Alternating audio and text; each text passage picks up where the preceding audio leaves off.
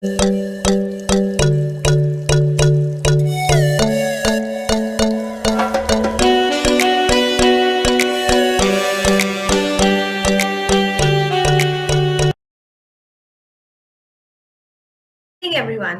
Welcome to INTOUCH, a masterclass on school products powered by Brainwonders in partnership with Open Door. This fourth edition of Masterclass series will take you on a short journey of introducing you to 30 innovative school products selected from across India. In this masterclass, innovative products, informative content, and progressive ideas are being shared with you. We remain hopeful that this and forthcoming sessions will inspire you to take your school community to a new direction of development. My name is Namrata, and I will be your moderator for today. I represent India's largest counseling organization, Brainwonders.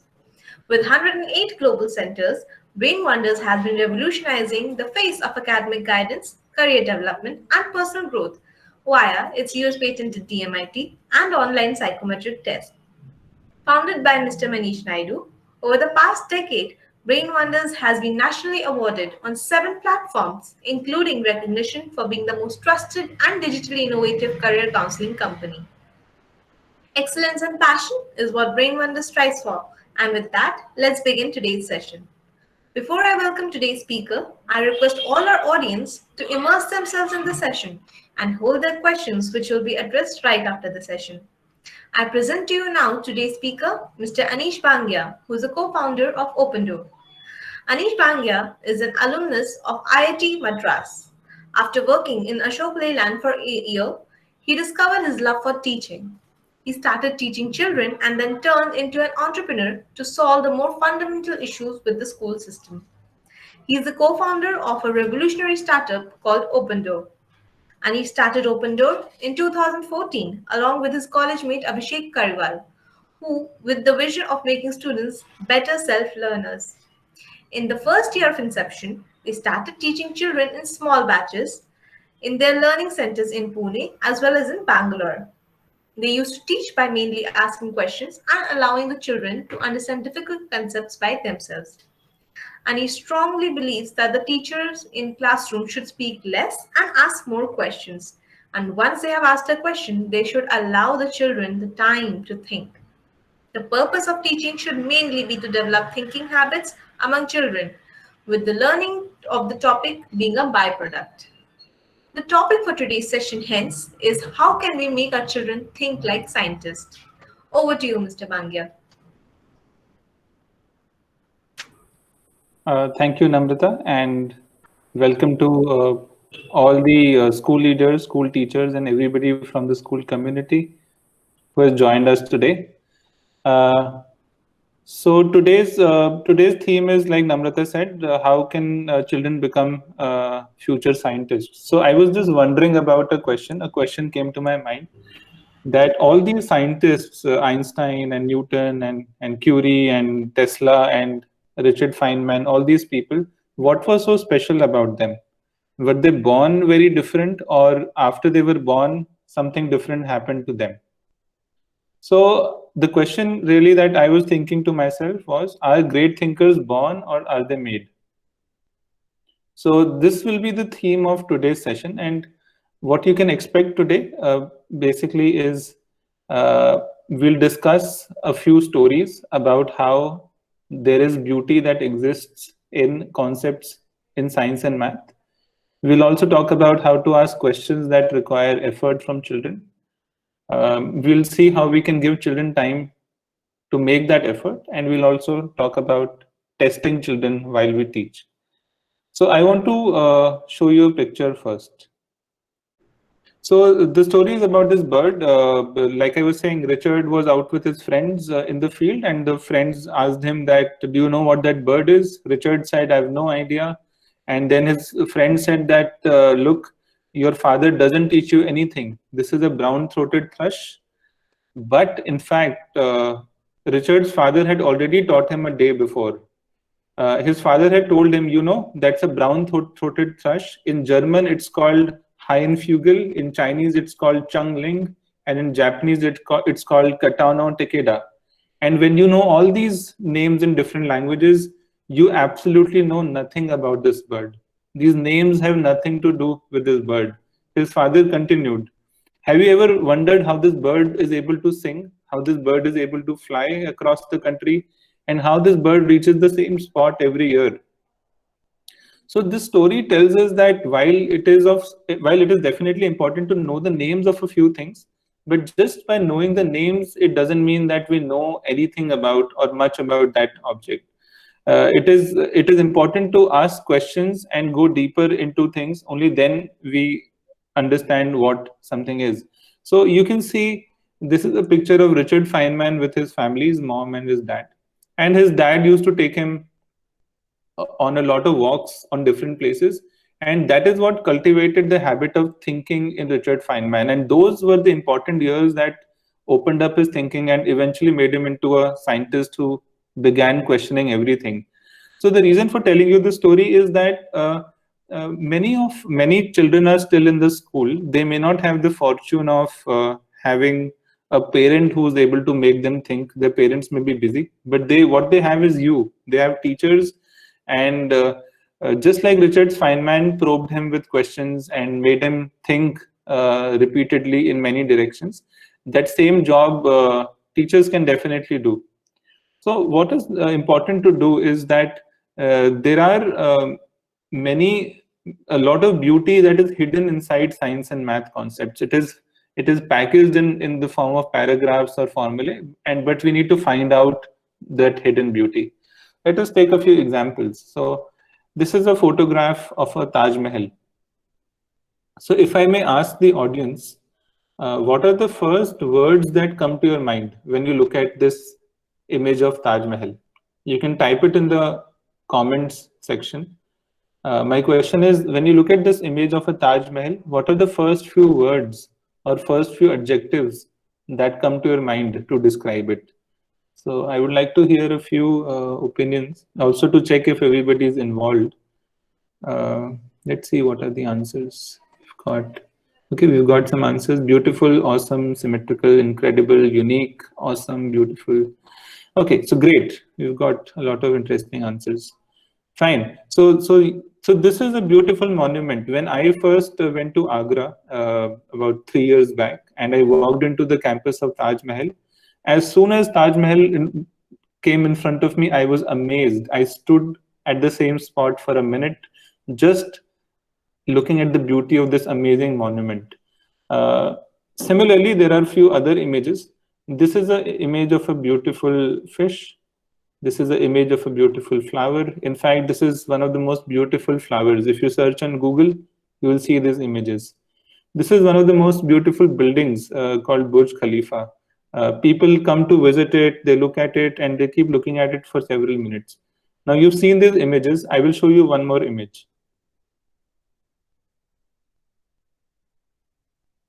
When you look at this image, what are the first adjectives or words that come to your mind? Can you put it in the comment section again, like before? What are the first words or adjectives that come to your mind that you would like to use to describe this? Okay. Can be avoided, catabolic process. Anything else? Text. Yes, there's too much text. Something about breathing. All right.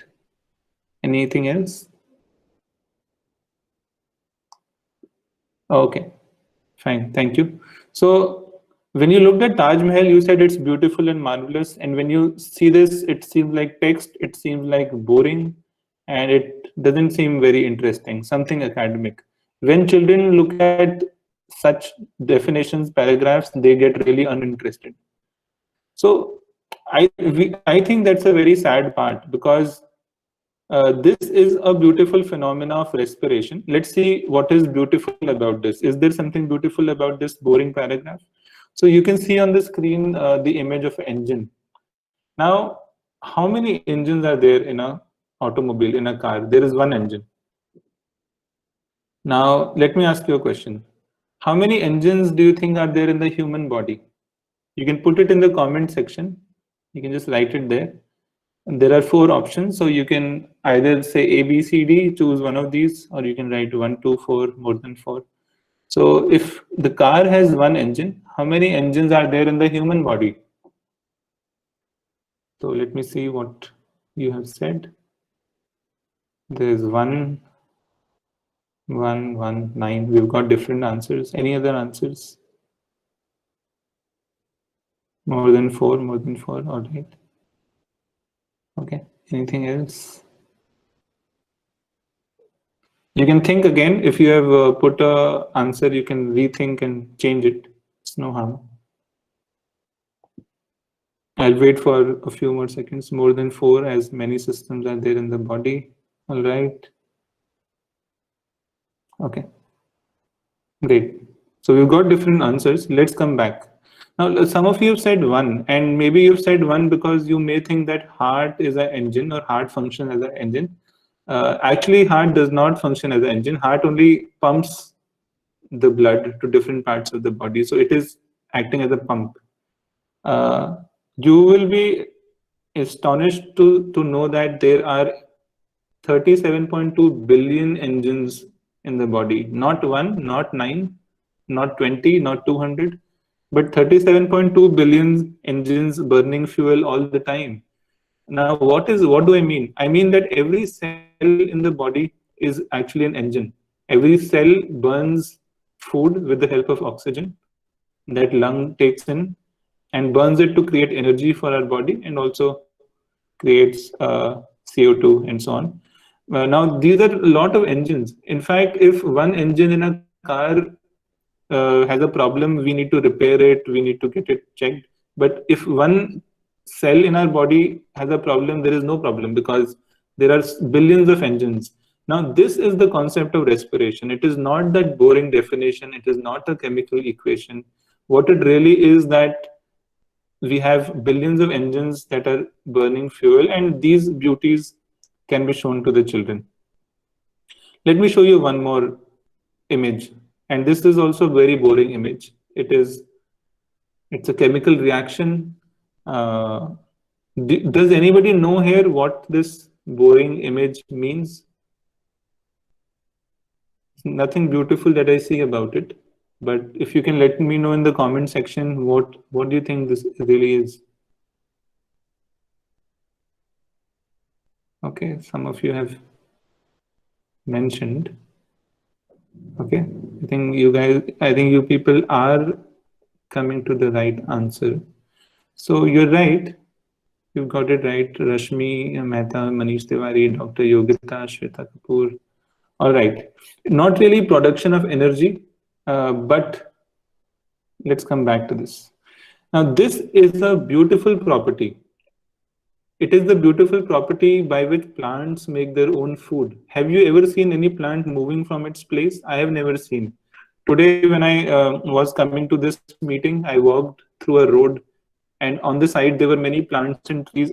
I have never seen those plants and trees move from their place. They sit at the spot, they make the food almost out of nothing, almost out of thin air. Isn't that a beautiful and a magical property that plants are blessed with? And such beautiful properties are packaged and boxed in such chemical equations and definitions. Let's see one more image. Now you can see this girl who's biting into an apple. My question to all of you is, what is this girl eating? Is she eating apple or is she eating electrons? What is she eating? So you can mention your answer in the comment again, and I'll give you some time to think, a few seconds at least. We've got starting to get some answers here. So what is this girl really eating? Is she eating an apple or is she eating some electrons? So think again. I mean, think of your answer before putting it in the comment. I'll give you a few more seconds. Okay. Somebody saying both. Shweta is saying both. Dr. Yogita is saying both. Apple. We've got different kinds of answers now. All right. Okay, we've got some answers. Anybody else who also wants to say? You can think again. It's a thought-provoking question. What is this girl eating? Is she eating apple or electrons? All right. So now let's understand what is happening here. Certainly she's eating apple. Nobody can dispute. If I say that she's not eating apple, it will be a big argument. She's clearly eating apple. But why have I put electrons there? I put electrons there because one bite of apple that this girl is taking, it contains so many electrons. 36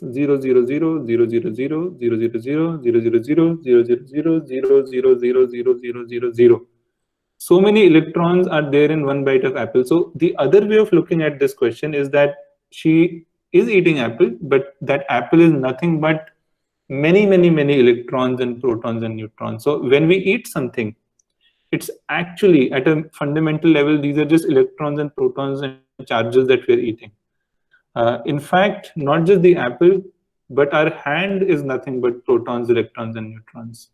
Yeah, so one of the way of looking at it is that everything around us, the hair, the nose, the lips, the teeth, the cloth that we are wearing, the plants behind us, they are nothing but protons, electrons, and neutrons. And I find this particularly amazing because the same protons that are there in a table are the same protons and electrons that make up my hand also. And such a beautiful concept is just, again, it's boxed and packaged in the form of academic and boring looking chapter, that is atomic structure. So what I am essentially saying is that protons, electrons, neutrons make up everything: your hair, your chair, your phone, the wall, the floor. The ant that is crawling on the floor is also made up of protons and electrons. And there is a lot of other things that are really interesting about this. By the way, as you would know that everything is made up of atom, and let's say we magnify and travel inside one atom. Let's say we magnify an atom, make it really big, and we zoom in, zoom in, zoom in, zoom in, go inside an atom. Do you know what fills the space inside an atom? What is there if I go inside an atom? Would you like to put it in the comment section? If I zoom in the atom and if I travel inside, what will I find inside the atom? So that's my question to all of you. What will I find inside an atom? If you can put it in the comment section, let's see what you have to say. Okay, so 98% empty space, electrons and protons, all right. What else? Okay, electron, proton, neutron in a lot of space. Okay, I'm going to reveal the answer very soon. Some subatomic particles. That's what Mr. Satya Ramesh is saying. Okay, Ms. Shweta Kapoor is saying nucleus, nuclei, many nucleus. All right, so we've got some answers. Do you want to think again? I will give you a few more seconds. Okay, fine. Let's come to the answer now. What is there in an atom? So in an atom, somebody came close to the answer, but in fact, it is 99.99999999 and many nines. 6% of an atom is just hollow space. This is really fascinating, which means that if everything is hollow space, we are pretty much empty. So the atomic particles that you're saying, electrons, protons, neutrons, that make up very little of an atom. In fact, okay, by the way, does that mean that we are also hollow? That humans, because humans are also made up of atoms, does it mean that we are also empty space? I will leave you with that question. That's a very scary question. I won't answer it yet. You can deliberate upon it later. So what really happens is that if you really get into an atom and make it really big, like as big as a football stadium, the nucleus will be the size of one grape. That is all. We can't even see it. It is so empty. Let me show you one more example from math. This is really a boring image. It is that boring topic of powers and exponents where there are powers. It's really boring. Children really lose interest in math around this point, grade 6 and 7, because weird things start happening. Let's look at a question on this. Let's say I have 2 to the power 32 rice grains. I have some rice grains with me. How many? I have 2 to the power 32 rice grains with me. Now, if I take these rice grains and put it in a sack of rice, and I put it in another sack of rice, and I put the remaining in another sack of rice. Then how many rice sacks will I fill? That's the question. A, B, C, D. What do you think? You can put it in the comment. How many rice grains will I fill? How many sacks will I fill? Sorry, if I have 2 to the power 32 grains of rice.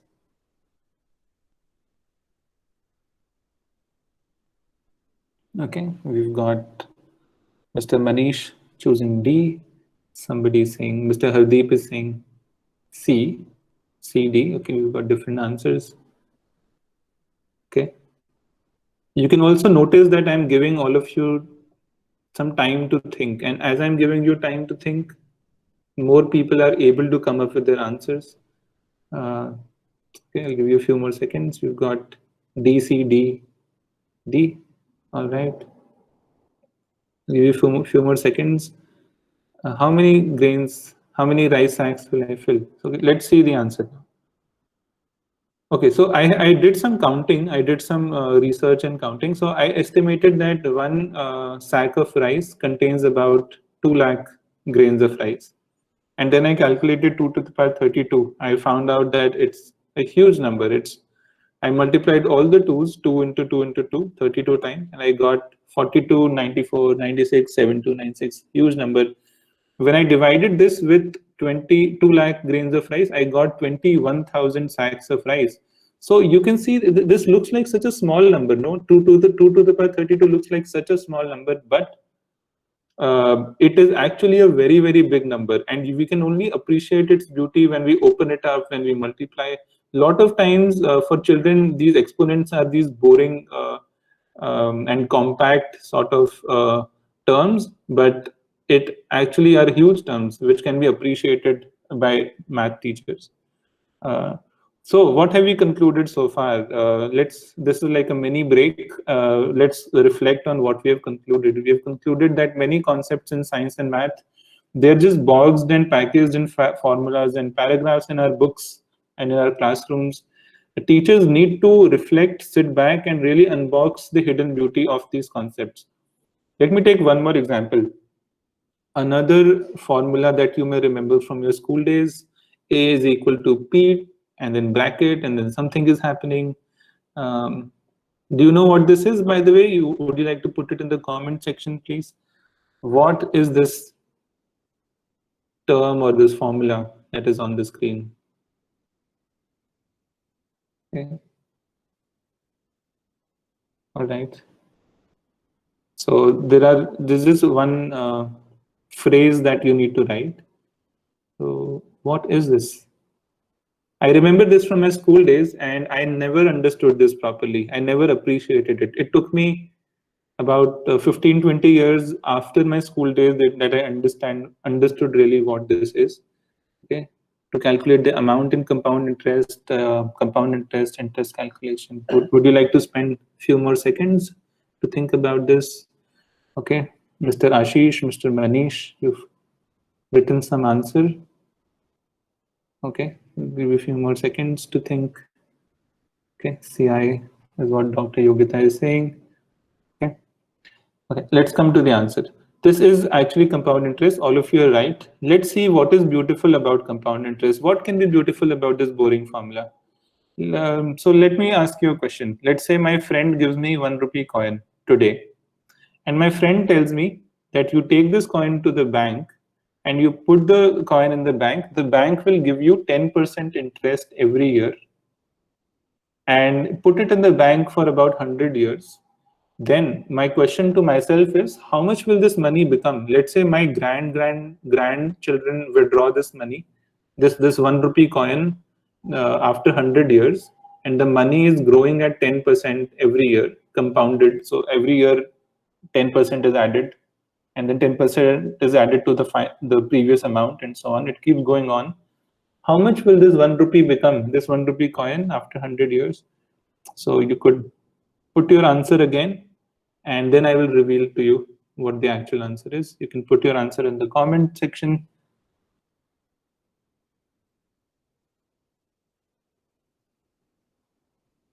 Okay, we've got D. So there are these 4 options. The options are 10, 100, or it will become more than 100? I mean, more than 100, that it will become 1,000, or will it become more than 1,000? So those are the four options: 10, 100, 1,000, or more than 1,000. How much will this 1 rupee become? Let's see the answers. Okay, we've got D, D, D. Okay, we've got some answers going on. Great. All right, so come to let's come slowly to the answer. I'm not going to reveal to you the answer. Uh, all right. So here there is a quote that I was reading. You would know this gentleman, maybe. He's one of the richest people in America. He's old right now, but he has been investing from a very young age, from his teenage times. And his quote is, one of his famous quotes is that the reason why I have become rich is that because the fact that I live in America, because I have some lucky genes, and because of a very important thing, and that is compound interest. So this man has been investing his amount in the stock market and in different places, and that money has been gaining interest and getting compounded, and he has made a lot of money. And one of the main reasons is compound interest. So in the previous question, the actual answer is about 13,000 rupees. It is not 10, it is not 100, it is not 1,000, but it is 13 times of 1,000. It is around 13,000. You can do that calculation later. So 1 rupee can grow into 13,000 rupee in 100 years if you let it compound. And a lot of people become rich just by the knowledge and the appreciation of compound interest. So again, it's a beautiful concept, and it is appreciated by very few people. In fact, Einstein once quoted that compound interest, he said that it is one of the biggest forces in nature. It is actually one of he even quoted it as the eighth wonder of the world. And he says that whoever understands it becomes rich, and whoever does not understand pays for it. Let me show you one more image on the screen. Some of you might have seen this image before. What do you think this image means? You can write it in one sentence or two sentences in the comment section. Take your time. I'm going to give you a few seconds to think about it. Something related to compound interest. What is this image really? While you think about this question, look at the different things in the image. You can look at, there are some clues already in the image. Look at the numbers. And the realization of this image, the conclusion of this image will bring a lot of realization and can be life-changing for you once you realize what this is. So take a few seconds, put your answers in the comment section. You might have to write one sentence, two sentences. That's fine. I'll wait. I'll wait for about 20 seconds at least, so that more people can think about this. Let me see if there are some answers. Okay, we've got some answers. While you type in your comment, try not looking at the previous answer. Make your own answer. See what this is. You have 1.01 to the power 365 is equal to 37.8, and then you have 0.99 to the power 365 becoming 0.03. So let's see what the comment section is saying. Okay, got some answers. Right, got Mr. Manish, Satya, Dr. Yogita, got some answers. I'll give you 10 seconds more. Think, and if you want to add something to your previous answer, you can do that.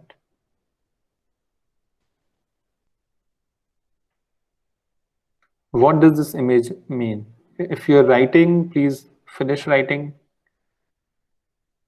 I'll wait for a few more seconds.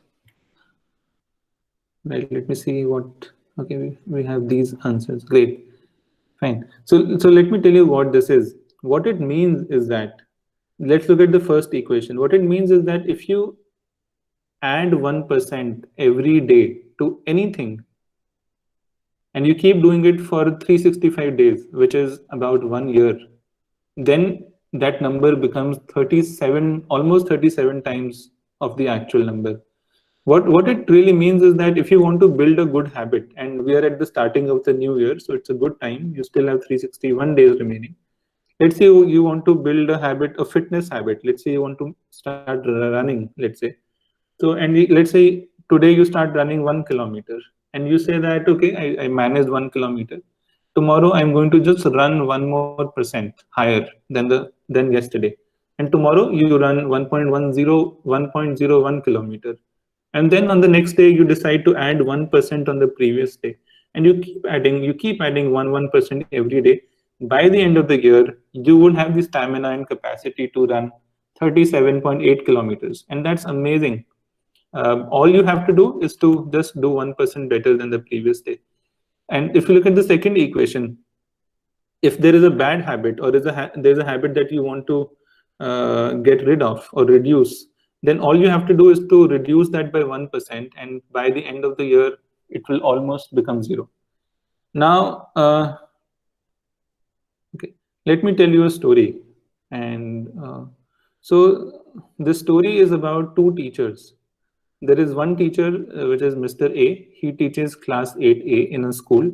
And there is a teacher called Mr. B. He teaches 8B, let's say in my class. What happens one day is that my teacher, Mr. B, falls sick. He falls ill. And what happens in schools normally is that when a teacher falls ill, the other teachers comes to his place. So that is what happens. Mr. A teaches my class for one period on that day. So maybe this teacher was not very prepared. What he thought to himself, what should I teach these children? I have just one class with them. So he gave us a difficult question, a challenging question, like the question that I am asking you. And he said that I'll just spend all my period, the entire class, with this one question. So Mr. B taught very less in that 1 hour. He just countered our answers. He did not tell us whether we were right or wrong. He just said, no, that's not exactly correct. He asked us to think. So that for 1 hour, he just kept asking us to think again. And he kept spending time on one question only. He also told us, you are very close, maybe discuss among yourselves, and so on. My question to all of you is, whose classes do you think I still remember? Whose classes are still in my mind? Was it Mr. A, who was a one-period teacher, one-time teacher? Or was it Mr. B, who was my regular teacher? Whose classes do I still remember? So you can put it in the comment section. Whose classes do I still remember?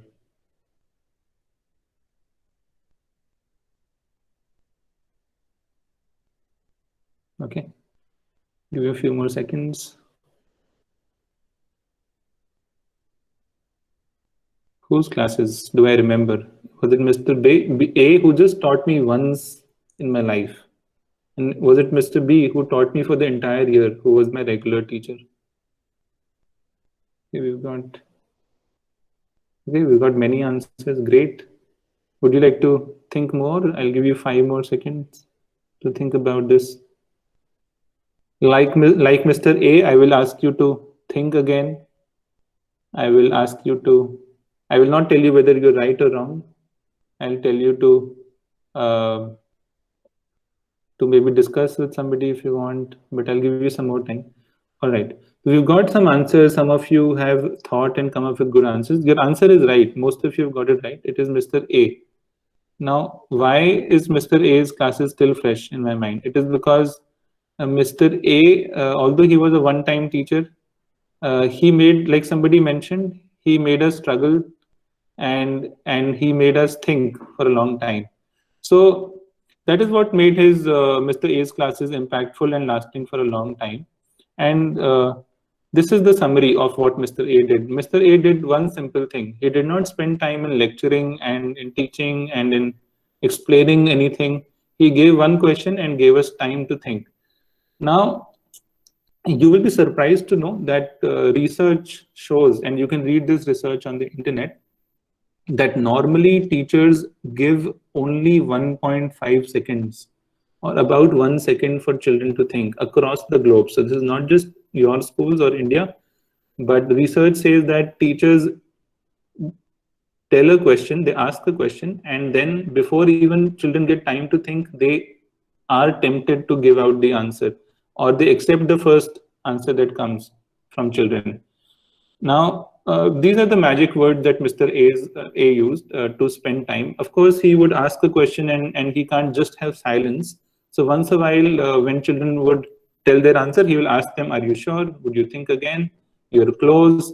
These are some magical words that you can use also in your classroom to give children more thinking time. Uh, this is what we have discussed so far today, that what makes science teachings or math teaching last forever. First, find the beauty in regular science math concepts, and then you frame a question on that. And once you've framed a good question, give children time to think. I'm just about to conclude with two stories for all of you. I was reading a book by a gentleman called Derek Sivers. He stays in a place called Santa Monica in US, I think, and he was telling a story where he would ride he would ride around the beach every day to reach a certain place, and he would ride that same path every day, and it would take him 43 minutes every day. So he was very competitive. He would ride really fast. He would really be focused, and he will try to reach as fast as possible to his place, his destination. And every day he did that, and every day when he rode fast, it would take him 43 minutes to reach that place. Then after a month or so, he got really bored of this exercise. He said, this is getting really boring for me. So why not one day I would not race, not speed up, but I will just enjoy my ride. I will ride, and what he did that day was that he just rode and enjoyed. He looked around. He saw dolphins. Sorry, he saw birds. He saw pelicans. He saw the beautiful beach. He saw the waves crashing against the beach. He enjoyed the beauty that day.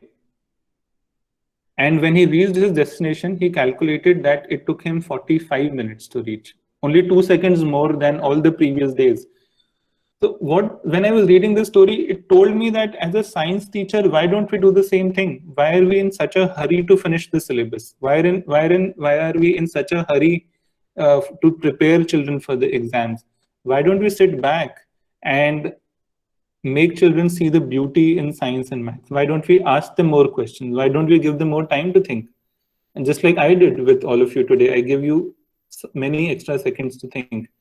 If you do that as teachers, then children will see the beauty in science and math. Just like this man, Derek Sivers, saw pelicans and the beach, they will also see the beauty in science and math concepts.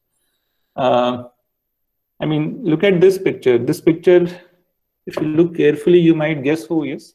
He is Albert Einstein when he was a child. Now imagine Albert Einstein was asked by his teachers to prepare for the exams. Imagine Albert Einstein was sitting in his class and his teachers were asking him to memorize definitions. We would have lost a very important scientist and many scientific breakthroughs just because of that. Imagine if Newton was sitting under the tree and the apple fell on his head, and as soon as he starts thinking about why this apple is falling, why the moon is not falling, and suddenly his parent or teacher comes in and says, go and study and memorize the definition. I'm glad that didn't happen. We have a much better understanding of science and math and a much better world today because of this. So my underline to everybody, all the people from the academic community, is to stop, pause, make children see the beauty that exists already in science and math. You just have to uncover it. All right, so I'm just close there is a lot of things to discuss, but I will now come to the end, last 2 minutes maybe. What does Open Door do really? I'll give you a very brief idea, 2-minute idea. Open Door, like Namrata introduced, it was started by Abhishek and me. We graduated from IIT Madras. And after graduating a few years later, we decided that we will focus ourselves on making children think, on improving them, their learning habits, thinking habits. And even we decided this name Open Door because we were very clear that with our vision, and metaphorically Open Door means to allow children to think. 5 years later, from our starting the program, we today work with over 200 schools, about more than 1.5 lakh children think on a regular basis. We are currently in 6 countries. We've added one country last week. There are two programs that we offer to schools. One is a assessments-based program, which is called Open Doors Mastery Assessments Program, where beautiful questions are put in the form of assessment and teachers use it during teaching. This is the system that we follow in mastery assessments, where teachers, instead of teaching, assessing, and just rushing to the next topic, teachers teach, assess, they take a corrective action, and they give children one more chance to understand the topic in depth. We also, like you might have seen the video initially, we offer a program called Thinking Classroom Program, which is workbooks in science and math for the middle school. So that sort of brings me to the end of this presentation. If anybody has any, I know that you will send queries to Namrata, but if as a school leader you want to contact us, if you're interested more in what Open Door does, and this is the contact details. I will now hand it over to Namrata for the next part of the session.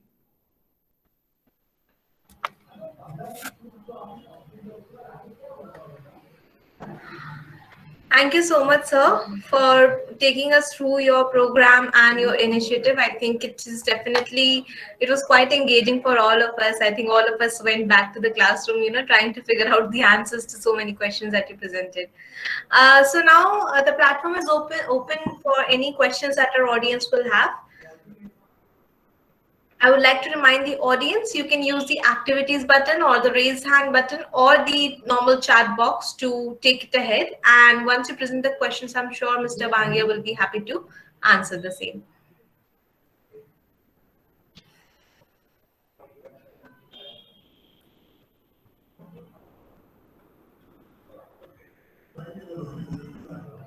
All right, so we have Ms. Shweta Kapoor who has raised a hand. Shweta ma'am, you can unmute yourself and present your question.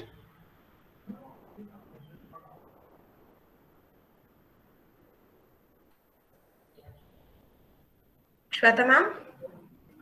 Okay, I think she is facing some network issue. Meanwhile, we can have other questions coming in.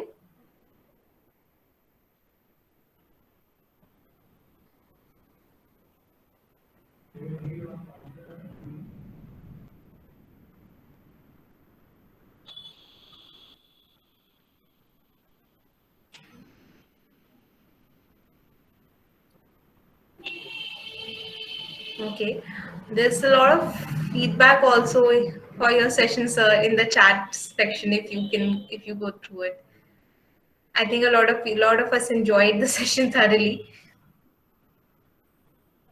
Okay. Yes, I can see. So yes. Yeah. There are two questions also that have come in. One is from Mr. Manish Tiwari, who was asking, what is the cost of these programs and is it for a specific duration? Okay, so Mr. Manish Tiwari, thank you for your question. The program, the duration is that it's an entire year program. So if you look at mastery assessments program, then it happens throughout the year. So essentially, the school tells us the difficult topics in science and math that they want to be tested. And on those topics, we provide assessments. So the cost depends on the number of assessments, really. But it's affordable. So, I mean, if you're interested, you can contact me. I can explain the program better and we can discuss the pricing. Yeah. Thank you. All right. So we have Dr. Yogita Sarwal who is asking, is it for students or for teacher training as well? So Dr. Yogita, this is for students only. Workshop is something that we do along with the program, or if somebody invites us, like this particular group has invited us.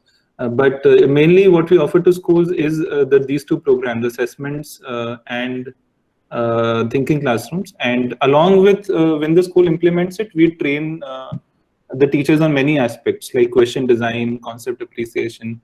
But it is not offered as a training module as such, which was your question. All right. I hope that answers your questions, Dr. Sarwal. We have Minakshi Khemka who's asking, does this program cater to middle school only? So, Ms. Minakshi, the Thinking Classroom books, the workbooks are offered to the middle school, but the mastery assessments program is offered from grade 3 onwards till grade 10. This is offered to CBSE schools and ICC schools anywhere. All right. Dr. Sarwal has another question. Is there any provision for placements? And that is something Namrata does well, I think. But we don't, there's nothing about placement that we do. We work on the lower classes, like you saw, grade 3 to 10. We work at the fundamentals so that children have a better chance of doing anything they want in life. But we don't work on placements. Understood. I am assuming because the placements is something that would probably be the concern of college-going students, and currently that is not the section that you're working with, right? Correct. But I also understand that if students are learning everything conceptually so well, I don't think placements at any time later would be an issue. Right. All right. So Mr. Satya Ramesh is asking if they can have your website address. Sir, we would be happy to post it on the chat box. Yeah, I've done that. Sir has done that, so you can take it from there. For the convenience of the whole audience, I'll read it out as well. It's www.opendooreducation.in. Yes. All right.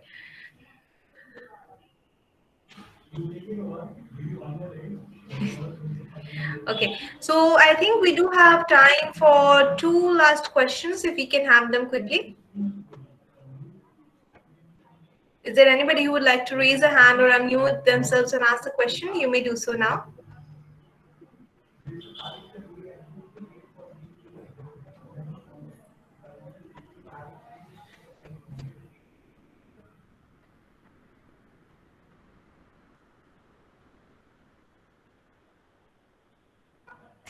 So people are saying that it was a very interesting session. Nice, that's great. Thank you so much, sir, today for first of all presenting so many questions to us. I think challenging our own limitations that we would have put on our mindset, and presenting to us a view of teaching and learning side by side. And then of course, thank you for engaging with our audience and helping them understand with your concept much better. I'm sure you'll get a lot of okay, so we have, we do have Fari Khan, Faryal Amin, who wants to understand the effectiveness of this session so that they can invite your students to the session. Yeah. Mr. Faryal Amin, thank you for your question from Pakistan. If what you can do is that we are in the next 2-3 months we are starting some programs that is for individual students. So like the program that I offered today are for schools, but in 2-3 months we are offering for students, which your students can also enroll. What you can do is that you can go to our website, which is opendooreducation.in, and on the home page you will see a button for registration. You will see Open Door Unbox, that is the name of the product, and below that you will see registration. So if you can fill your details or your students' details, then we'll contact them further for sessions or products that we will offer directly to the students. All right. So I think, yes, that would be helpful. I think everybody else can also, follow the same process and take it ahead. All right. Okay, so they are an O-level coordinator, and hence they would like to explore more opportunities with you. So yes, you know how to do that now. I'm sure Mr. Bangia will also be waiting for your subscription accordingly. Thank you, sir, for being with us today and joining us for a wonderful session. It was very, very interactive. I found it to be quite interesting for myself. It was a good way of helping us understand what your vision and what your mission is. Thank you, audience, for being such an active and engaging crowd. We will see you again tomorrow with our session on Brainwonders. Thank you, Namrata. Thank you to the team, and thank you to everybody who attended today. And have a good day. Thank you, everybody. Have a great day. Thank you.